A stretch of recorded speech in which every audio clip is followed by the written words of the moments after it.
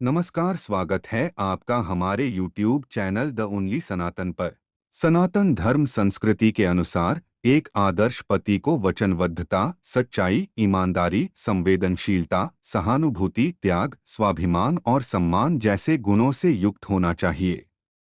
वह अपनी पत्नी की इच्छाओं का ध्यान रखने वाला हो और उनका सम्मान करता है, संगठित और समर्पित होता है और अपने परिवार के सदस्यों के लिए एक संरक्षक के रूप में काम करता है।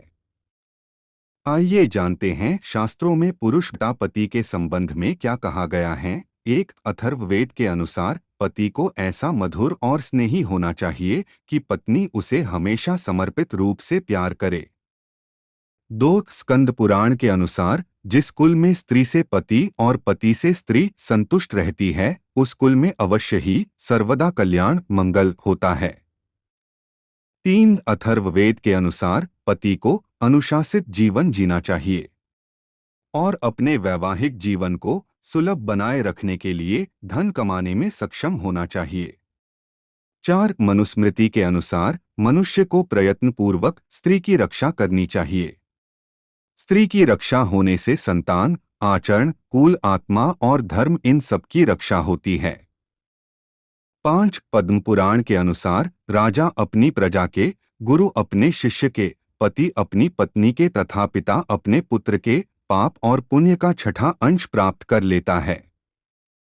छह, अथर्ववेद के अनुसार सदैव अनुशासित रहना और जीवन में पवित्रता बनाए रखना हमेशा एक आदर्श पति के मन में होना चाहिए। सात, महाभारत के अनुसार पुरुष की बाईं जांघ पर पत्नी के बैठने का स्थान और दाईं जांघ पर पुत्र, पुत्री तथा पुत्रवधू के बैठने का स्थान है। सात, महाभारत के अनुसार पुरुष की बाईं जांघ पर पत्नी के बैठने का स्थान और दाईं जांघ पर पुत्र, पुत्री तथा पुत्रवधू के बैठने का स्थान है। आठ, शुक्रनीति के अनुसार किसी पुरुष का अपने बालक या स्त्री को अत्यंत लाड़ प्यार करना या अधिक ताड़ना करना उचित नहीं है।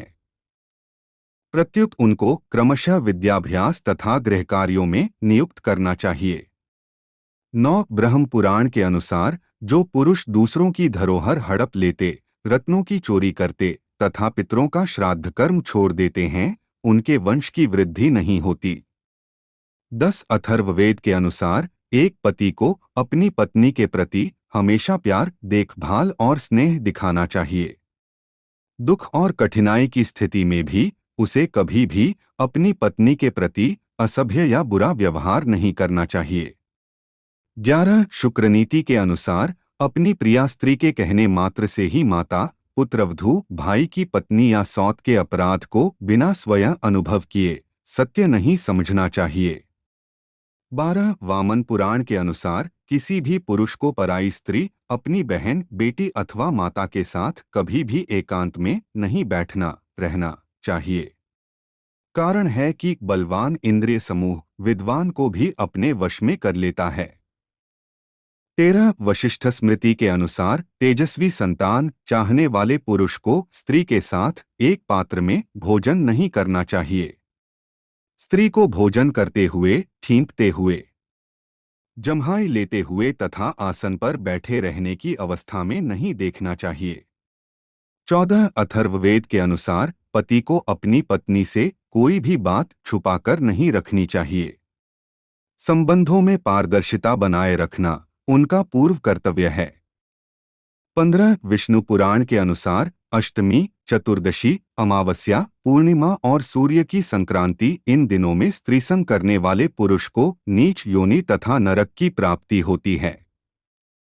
16, ब्रह्मवैवर्त पुराण के अनुसार दिन में और दोनों संध्याओं के समय जो पुरुष स्त्री से सहवास करता है, वह कई जन्मों तक रोगी और दरिद्र होता है। 17, प्रश्नोपनिषद के अनुसार दिन में स्त्री समागम पुरुष के लिए बड़ा भारी आयु का नाशक माना गया है। 18, सुश्रुत संहिता के अनुसार रजस्वला स्त्री के साथ संभोग करने से पुरुष की बुद्धि, तेज, बल, नेत्र शक्ति और आयु क्षीण हो जाती है। 19, महाभारत के अनुसार जो पुरुष रजस्वला स्त्री के साथ सहवास करता है, उसे ब्रह्महत्या लगती है तथा वह नरक में जाता है।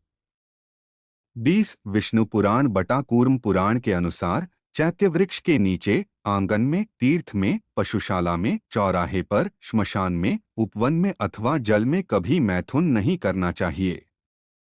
21 विष्णु पुराण के अनुसार पर्व दिनों में, अष्टमी, चतुर्दशी, अमावस्या, पूर्णिमा, संक्रांति में स्त्रीसंग करने से धन की हानि होती है। दिन में स्त्रीसंग करने से पाप होता, जलाशय में स्त्रीसंग करने से अमंगल होता है।